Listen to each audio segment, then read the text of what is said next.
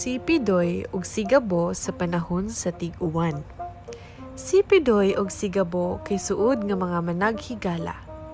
Daghang butang nga magkasinabot sila pero dili sa tanang panahon. Si Pidoy kay usa ka maampingon nga bata samtang si Gabo kay kasagarang ipangwalang bahala ang mga butang-butang. Kung magbasketball sila, hiling ni Gabo nga ipangitsa ang bola bisag asa. Kung magkatakantasad sila, magsigig badlong si Pidoy ni Gabo kay pirmi niya dunganon ang pagkanta ug ang pagsayaw-sayaw o bisag unsa. Pirmi pod malimtan ni Gabo ang paghunaw sa iyang kamot kung mangaon sila ug ang paghipos sa ilang kinan-an ni Pidoy. Usa ka mauwan nga adlaw, nagdungan ang managhigala sa pag-abot sa eskwelahan. Wee! Kalingaw ni oy! Ingon si Gabo samtang nagduwa sa baha.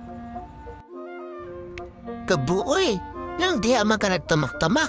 Tanawa, hugaw na kayo kag sapatos. Wee! Unya na oy, maugara na unya. Lingawa ni oy. Ug napansin ni Pidoy, nagipato ni Gabo iyang bag sa iyang ulo imbis payong ang gamiton. Ali Gabo, silong sa humpayong sa. Hasta imuli ko daw basa kayo. Sus! Imong payong kay gamay kayo. Ya doon na lang man sa eskwelahan. Ako lang daganon. Ug nidagan jud ang sipat na si Gabo padulong sa eskwelahan. Wala ra nag-ilis sa Gabo bisag nagdala siya og pang-ilis. Mauto, pagkahapon ni ana, giubo og gisip-on si Gabo. Pag-abot og gabii kay gihilanta na siya. Hina na kaayo iyahang lawas. Sus Gabo, dili ka masud sa eskwelahan og maaha. Kinahanglan nimo mopahuway. Niingon ang iyahang mama.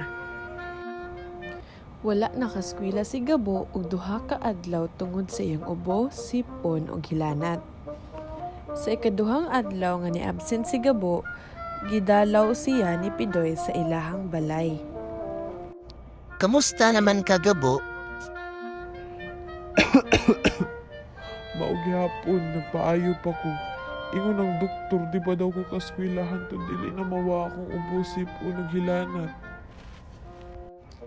Saya nga Gaboy, wala ka ka-apils dual mo ganina sa basketball. Birthday sa di Rosie pag niaging adlaw na ay celebration sa classroom.